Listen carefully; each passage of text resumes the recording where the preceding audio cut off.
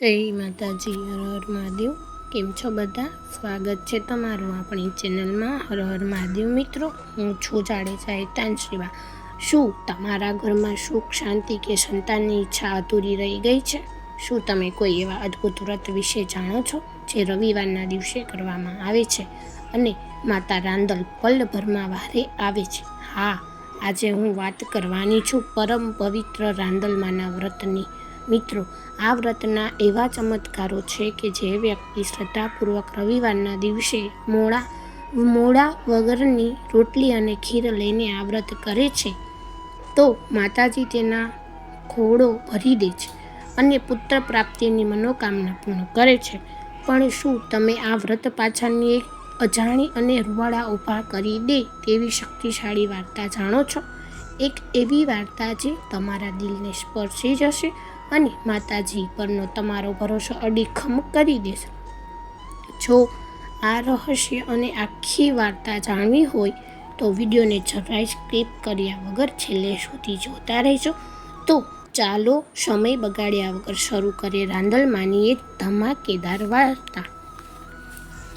રાંદલમાનું વ્રત કેવી રીતે કરવું? રાંદલમાનું વ્રત રવિવારના દિવસે થાય છે. આ વ્રત 11, 21, 31, 41, 51 રવિવાર કરી શકાય છે. તમારી શક્તિ મુજબ એકટાણામાં મીઠા વગરની રોટલી અને ખીર લઈ શકાય. ફરાળમાં સફેદ વસ્તુ લેવી. પુત્ર પ્રાપ્તિ ઈચ્છનારને આ વ્રત અવશ્ય કરવું. એક નાનું ગામ હતું. આ ગામમાં 2 ભાઈ રહેતા હતા. બંને ભાઈઓમાં ખૂબ પ્રેમ હતો. નાનપણથી માતા પિતાની છત્રછાયા ગુમાવ્યા પછી બંને ભાઈઓ પુરુષાર્થ અને પ્રારબ્ધના બળે આગળ આવ્યા હતા. મોટો ભાઈ જાત મહેનતથી ભણ્યો ગણ્યો અને નાના ભાઈને પણ ભણાવ્યો. નાના એવા ધંધાથી શરૂઆત કરી. જ્ઞાતિમાં એક સારા કુટુંબમાં મોટા લગ્ન થઈ ગયા. ભાભી પણ સગી માં હોય તેવી પ્રેમથી નાના દિયરને લાડકોડથી ઉછેરવા લાગી. ભાભી ભક્તિપરાયણ હતી. નાના એવા ધંધામાંથી મહેનત અને ભાગ્યના બળે બંને ભાઈઓએ નાનકડું કારખાનું શરૂ કર્યું. નાથ સમાજમાં બંને ભાઈઓનું ઘણું માન હતું. નાના એવા ધંધામાંથી મહેનત અને ભાગ્યના બળે બંને ભાઈઓએ નાનકડું કારખાનું શરૂ કર્યું. નાથ સમાજમાં બંને ભાઈઓનું ઘણું માન હતું. નાનો ભાઈ કુંવારો હતો. તેના માટે નાતમાંથી ઘણા માંગા આવવા લાગ્યા. તેમાંથી એક સારું ખાનદાન કુટુંબ જોઈ નાના ભાઈના લગ્ન કરી નાખ્યા. કન્યા સ્વરૂપમાન, વ્યવહારુ, વિવેકી અને ખૂબ સમજુ હતી. તેના મા બાપની તે એકને એક દીકરી હતી, છતાં લાડકોડમાં પોતાના સંસ્કારો બગડવા દીધા નહોતા. આ કન્યા પણ ભક્તિપરાયણ હતી. લગ્ન પછીના પહેલા રવિવારથી દેરાણીએ રાંદલમાના લોટા તેડાવવાનો વિચાર કર્યો. સાંજે સૌ વાળું કરવા બેઠા ત્યારે તેને પોતાનો વિચાર જાહેર કર્યો. બંને ભાઈઓને આખો દિવસ કારખાનાના કામમાંથી નવરાશ મળતી નહોતી, એટલે તેમણે કહ્યું, જે કાંઈ કરવું હોય તે તમે બંને દેરાણી જેઠાણી સંપીને કરો. જેઠાણીએ વિચાર્યું, અમે બંને વ્રત કરીશું તો ઘરનું કામકાજ કોણ કરશે અને કારખાને સમયસર ટિફિન કેમ પહોંચાશે? માટે તેને દેરાણીને કહ્યું, તું વ્રત કર, હું ઘરકામ સંભાળી લઈશ. એ 2, 3, 4, 5 રવિવાર થયા. દેરાણીએ રાંદલમાનું વ્રત કરવા બાજોટ સામે આંખો બંધ કરી બેસી જાય. રવિવારે ઘરમાં કામ પણ વધારે હોય. જેઠાણી આખો દિવસ કામ કરી કંટાળી થાકી જાય. એને મનમાં થયું કે દેરાણીને કામ કરવું ન પડે એટલે રાંદલમાના વ્રતનું બહાનું કાઢીને બેસી રહે છે. મારે એકલીને ઘરનું કામ કરવું પડે છે. વળી રવિવારે દેરાણી ખીર અને રોટલી ઉડાવે છે એ મારે બનાવવું પડે છે. દેરાણી રાંદલમાના દર્શન કરવા મંદિરે જતી રહે છે. હું મારા પતિ અને દિયર પાસે આ વાતની ફરિયાદ કરું તો તે મારી વાત માનશે નહીં અને ઉપરથી ઠપકો આપશે. આમ જેઠાણીને મનમાં ઘૂંઘવાઈ રહી છે. હવે 11મો રવિવાર આવ્યો. દેરાણીએ વહેલા ઉઠીને સ્નાન કરી, બાજોટ ઉપર માનું સ્થાપન કર્યું, ઘીનો દીવો કર્યો, આરતી કરી અને જેઠાણીને કહ્યું, હું રાંદલમાના દર્શન કરવા મંદિરે જાઉં છું. આજે વ્રત હોવાથી મોડું જમવાનું છે. હું ખીર અને મોરી રોટલી રાંદલમાને ધરાવી એકટાણું કરીશ. આમ કહી ભોળા ભાવે દેરાણી રાંદલમાના મંદિરે દર્શન કરવા ગઈ. આ બાજુ જેઠાણીએ મનમાં ધૂંધવાતા ખીર અને રોટલી બનાવ્યા, પણ ઈર્ષ્યાના કારણે ખાંડને બદલે મીઠું નાખી દીધું. દેરાણીએ મંદિરથી ભગવતી રાંદલમાના દર્શન કરી ઘરે આવી. ખીર અને રોટલી તૈયાર હતા એટલે પ્રસાદ માને ધરાવી દેરાણી એકટાણું કરવા બેઠી. માનું ધ્યાન ધરી ખીર અને રોટલીનો કોળિયો મોંમાં મૂકતા જ રાંદલમાં કોપાયમાન થયા.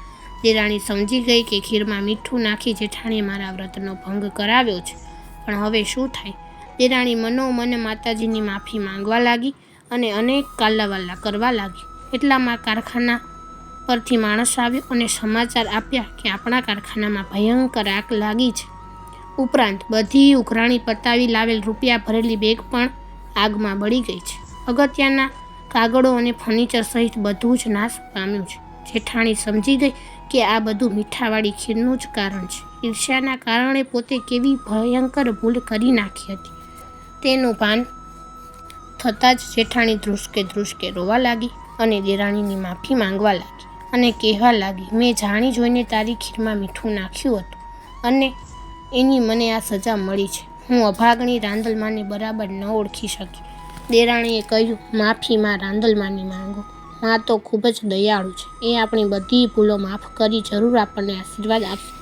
આમ કહી દેરાણી જેઠાણીએ રાંદલમાની છબી આગળ આવી ચરણોમાં પડીને ચોથા આંસુએ રડવા લાગ્યા. દેરાણીની ભક્તિ અને જેઠાણીનો ખરા દિલનો પસ્તાવો જોઈ રાંદલમાં પ્રસન્ન થઈ પ્રગટ થઈ કહેવા લાગી, દીકરી, મૂંઝાઈશ નહીં. હું સદાય મારા ભક્તોની સાથે છું.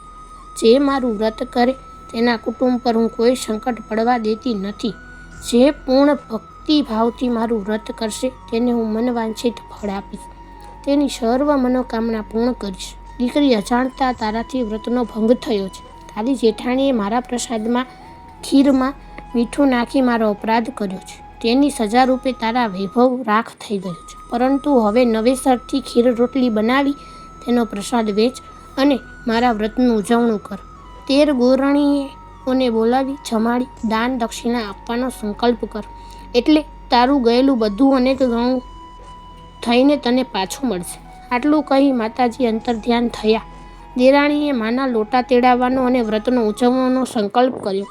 જેઠાણી માની પરમ ભક્ત બની ગઈ અને બંને સંપીને રાંદલમાનું વ્રત કરવા લાગી. થોડા સમયમાં ધંધો નવેસરથી જામી ગયો. ધન વૈભવ પહેલાં કરતાં અનેક ગણો વધી ગયો.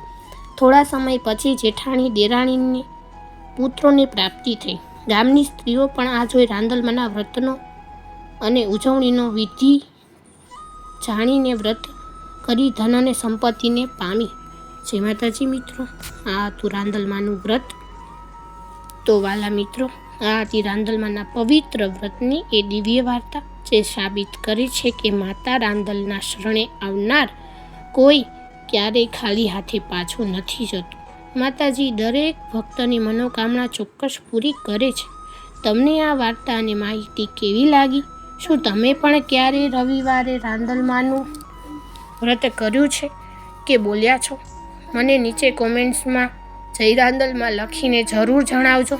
તમારી એક કોમેન્ટ મને ખૂબ પ્રોત્સાહન આપે છે. જો આ વિડીયો તમને ગમ્યો હોય તો અત્યારે જ વિડીયોને લાઈક કરો અને તમારા સ્નેહીજનોને સાથે શેર કરો, જેથી આ પવિત્ર મહિનામાં દરેક ઘર સુધી પહોંચે. અને હા, આપણી ચેનલ પર આવી જ અદ્ભુત વાર્તાઓ જોતા રહેવા માટે ચેનલને સબસ્ક્રાઈબ કરવાનું બિલકુલ ભૂલતા નહીં. હું છું જાડેજા હેતાંશ્રીબા. ફરી જ મળીશું આવી એક જ અદ્ભુત અને ચમત્કારી વાર્તા સાથે. ત્યાં સુધી જય શ્રી કૃષ્ણ, જય રાંદલમાં. મારી મા રાંદલમાં દરેકની મનોકામના પૂર્ણ કરે. હર હર મહાદેવ, જય શ્રી કૃષ્ણ. ફરી જ મળીશું આપણે આવા જ ભક્તિમય વિડીયો સાથે મિત્રો. તો મા રાંદલમાના તમારા બધાયના ઘરે સંતાનની પ્રાપ્તિ કરે એવી માને પ્રાર્થના. જય માતાજી મિત્રો. ચેનલને સબસ્ક્રાઈબ, લાઈક અને શેર કરવાનું ના ભૂલતા. જય શ્રી કૃષ્ણ.